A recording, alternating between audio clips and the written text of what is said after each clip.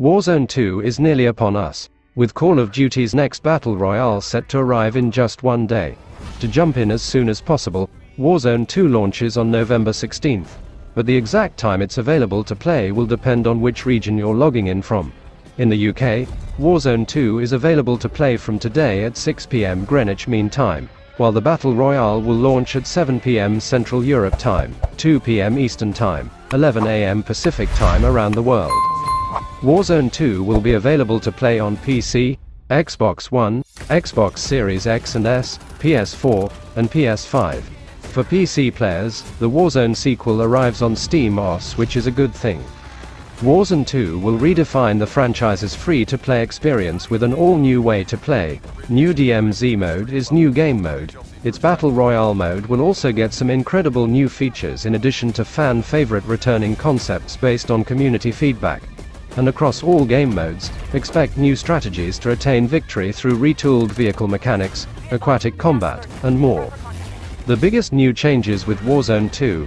In recent weeks, Activision Blizzard has shared plenty of information on the Battle Royale's new features and game mode, Warzone 2's DMZ mode, which will task players with looting an open-world zone and extracting alive. On November 14th, Activision Blizzard published a blog post, the link in the description below. Check out after watching this video, for more info on Warzone 2.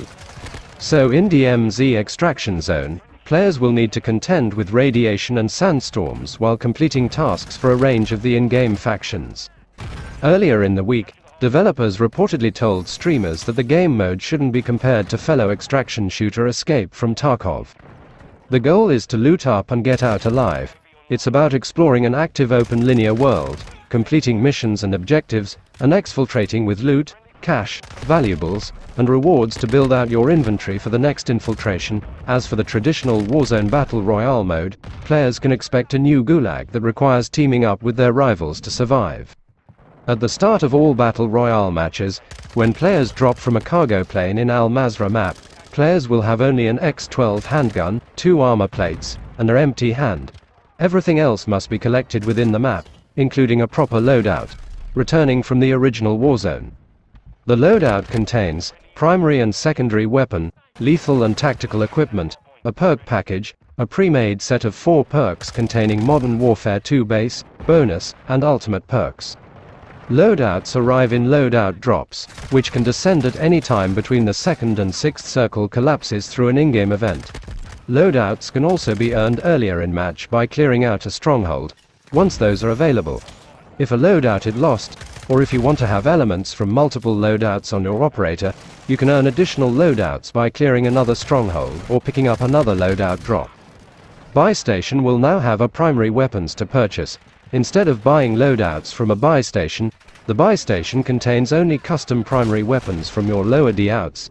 This allows you to spend that earned cash on a weapon that fits your personal meta, but those other lower D out items are only earned by risking the trip through a loadout drop or by clearing out a stronghold. The new Gulag Arena is a roughly symmetrical, small-scale arena meant for 2v2 combat. In between the 2 spawn areas is a raised courtyard on one wall and an open courtyard with a circular platform on the other. Players who are sent to the Gulag, upon first death in a battle royale before the final circle collapses, will be randomly paired up with another player. All players will receive a predefined loadout. At launch, this will be a pistol or shotgun, a lethal grenade, and a tactical grenade, with highly effective weaponry and gear placed toward the center. Within the Gulag, there is a jailer who jumps down onto the circular platform during the duel. The jailer has increased health compared to normal AI enemies, as well as a mini machine gun. Eliminating the jailer instead of the opposition returns all 4 players back into the game, while just eliminating the opposition just brings one duo back into the match. So, the new DMZ mode is an open-world, narrative-focused extraction mode where players have to complete faction-based missions, take on additional side objectives, engage with AI enemies and AI bots, search for valuable items, all while fighting to survive toward exfiltration. Essentially, your goal in DMZ is to infiltrate Al Mazrah map, collect valuable items while performing various tasks, and escape before dying or the time ends. Instead of dropping in from a plane, players are set to enter at random points around Al Mazrah map. In theory, not every player will be completing the same tasks. While there are always faction missions to complete, there are also contracts to find, events to encounter, and points of interest to explore. All of this is usually marked on the tick map. Players has a backpack. This holds everything from weapons and equipment to cash and other valuables that can be used to buy items at the shops. While in the DMZ, any found items, from containers, plucked off deceased soldiers, or loose in the world, must be manually placed in the backpack. Player has single life. If you die will result in the loss of all non-permanent items in your backpack. Squad mates can perform revives to save your life, but ultimately, in every match you have the inherent risk of forever losing items earned in the mode. In DMZ mode, there are 3 factions, which are Legion, White Lotus and Black Moose. These factions offer plenty of missions to tackle in DMZ, but you are free to explore the map on your own risk. Just like in Battle Royale, DMZ contains quick completion objectives that can be accepted in match for cash and other rewards. While these contracts share the same icons as their Battle Royale counterparts, their objectives are different. Here are some of the DMZ contracts will be available during the match. First, secure intel. Find intel on hard drives. Then go to the nearest radio tower to upload its data. Alternatively, it may task you to collect uranium rods. Second is elimination. Assassinate an AI target guarded by multiple combatants, or at least confirm their death. Third is hostage rescue. Is rescue mission where you have to rescue hostage within a locked building and carry them to the nearest helicopter exfil location. Fourth is cargo delivery. Find a vehicle or boat with precious cargo for a drop-off at a marked location. Fifth is hunt. Hunt an enemy operator team marked as high-value targets.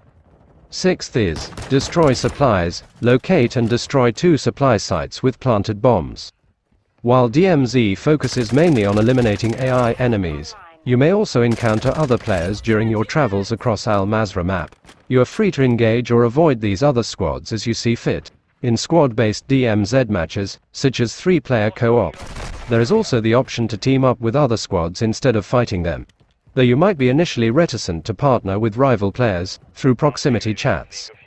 First, if all players are trying to complete the same faction mission, they may want to party up and tackle it together.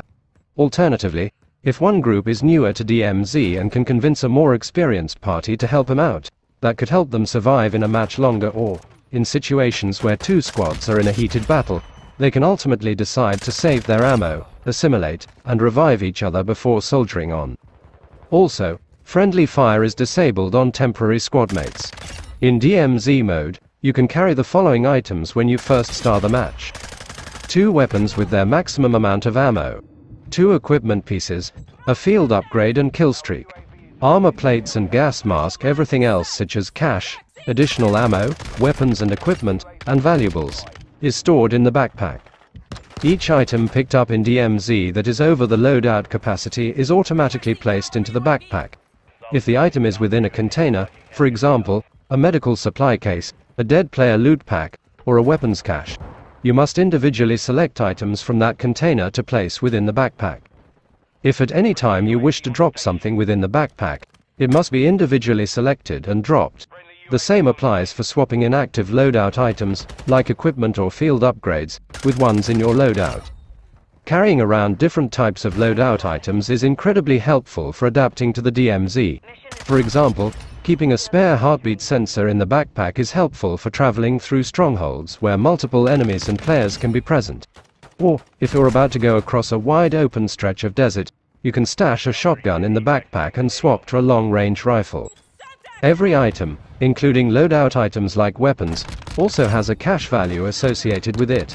Exchange these items at buy stations for cash to use for missions or other items. Anything you extract from the DMZ mode, such as cash, weapons, and other items, are kept in storage, which you can access at any time between matches in the pre-match lobby. You are free to take anything from storage and put it into the backpack or active loadout for the next infiltration. Contraband weapons are the primary means of defense and are the main items permanently lost in the DMZ mode upon death. Any weapon found within DMZ is considered a contraband weapon. This includes weapons found on dead bodies or AI enemies, or found in the open world or within containers. Contraband weapons can contain anywhere from 0 to 5 attachments, and may not be the most effective version of that weapon possible. For more potent armaments, consider obtaining weapon blueprints. Other than contraband, you also have access to weapon blueprints in DMZ. Weapon blueprints have a unique property. They are not permanently lost upon death. Instead, dying in DMZ with a weapon blueprint on your person makes the blueprint inaccessible for a period of time, usually a few hours. There are less exfil locations, means getting out of the game mode. After you manually activate an extraction point by calling in an exfil helicopter, the point will be marked on the TAC map for all other squads. At the same time, AI enemies will begin to swarm the area to prevent your escape. Survive this onslaught, and you will be able to leave the match safely. Otherwise, another squad is sure to use the helicopter that was conveniently called in. However, it will remain in the area for a short duration before it leaves all remaining players to be listed as MIA. The hostage rescue contract also offers the ability to exfil after successfully delivering the hostages. Another expanded feature, the ping system will include a tactical ping wheel. In Battle Royale and DMZ, you can hold the ping command to communicate 8 options via custom visuals and voice lines. A general ping, attacking here, watching here, looting here, regrouping here, stay quiet, I need help, and assimilation related. In all other modes, this wheel is streamlined to feature going here, stay quiet, watching here, and I need help commands. Other improvements, such as pinging, is in the both game modes now. Battle Royale and DMZ matches will have proximity chat, also known as the ability to have voice conversations with anyone nearby, enabled. Using this effectively depends on who will win the challenge. In DMZ, proximity chat is crucial to ensuring an assimilation goes as planned. Alternatively, it can be used as a de-escalation tactic for players who just want to complete their objectives and get out. In Battle Royale, proximity chat is most useful in the Gulag, where you have a random squad mate to form a duo. There is enough distance between the two duos to quickly discuss strategy before the Gulag duel begins, so it is recommended that you open up comms for that. So today Warzone 2 is releasing on over the world for free. Tell us what you think about the game, and as always, thank you for watching. See you soon, mates.